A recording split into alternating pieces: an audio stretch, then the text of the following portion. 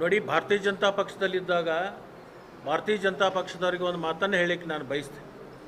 ನಾನು ಭಾರತೀಯ ಜನತಾ ಪಕ್ಷವನ್ನು ಸೇರಿದಾಗ ಅಥಣಿ ಕ್ಷೇತ್ರದಲ್ಲಿ, ರಾಯಬಾಗ್ ಕ್ಷೇತ್ರದಲ್ಲಿ, ಕಾಗವಾಡ ಕ್ಷೇತ್ರದಲ್ಲಿ, ಕುರ್ಚಿ ಕ್ಷೇತ್ರದಲ್ಲಿ ಭಾರತೀಯ ಜನತಾ ಪಕ್ಷದ ಒಬ್ಬ ಗ್ರಾಮ ಪಂಚಾಯಿತಿ ಸದಸ್ಯರು ಕೂಡ ಇರಲಿಲ್ಲ. ನಾನು ಆ ಪಕ್ಷ ಸೇರಿದ ಮೇಲೆ ಪಕ್ಷ ಸಂಘಟನೆ ಮಾಡಿ ಆ ಪಕ್ಷವನ್ನು ಸದೃಢಗೊಳಿಸಿ ಅಧಿಕಾರಕ್ಕೆ ತರುವ ಮುಖಾಂತರ ನನ್ನ ರಕ್ತವನ್ನು ಸುಟ್ಟು ಅದನ್ನು ಬೆವರಿನ ರೂಪದಿಂದ ನಾನು ಭೂಮಿಗೆ ಕೆಡಿದ ಮೇಲೇ ಆ ಪಕ್ಷ ಅಧಿಕಾರಕ್ಕೆ ಬಂದಿತ್ತು. ಅದರಿಂದ ನನಗೆ ಸ್ಥಾನಮಾನಗಳು ಕೊಟ್ಟಿದ್ದರು. ಉಪಮುಖ್ಯಮಂತ್ರಿ ಕೊಟ್ಟದ್ದು ಕಸ್ಕೊಂಡದ್ದು ಯಾಕೆ? ಕಾರಣ ಬೇಕಲ್ಲ. ನಂದು ಯಾವುದಾದ್ರೂ ಶಿಡಿ ಕೇಸಿತ್ತಾ? ಭ್ರಷ್ಟಾಚಾರ ಕೇಸಿತ್ತಾ? ಯಾವುದಾದ್ರು ಸ್ಕ್ಯಾಂಡಲ್ದಾಗ ಸಿಕ್ಕೊಂಡಿದ್ದೆ ನಾನು?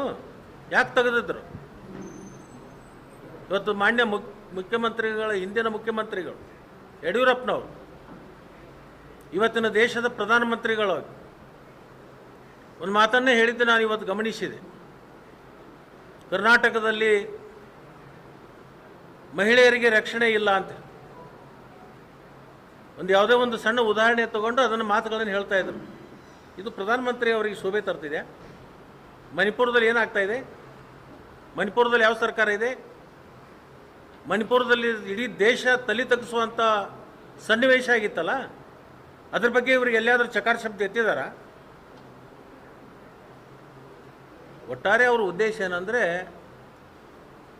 ಜಾತಿಗಳ ಮಧ್ಯೆ ವಿಷಬೀಜವನ್ನು ಬಿತ್ತಿ ತಮ್ಮ ಬೇಳೆಯನ್ನು ಬೇಯಿಸ್ಕೊಳ್ತಕ್ಕಂಥ ಪರಿಪಾಠ ಅದನ್ನು ಮುಂದುವರಿಸಿರ್ತಕ್ಕಂಥದ್ದು ಭಾರತೀಯ ಜನತಾ ಪಕ್ಷ.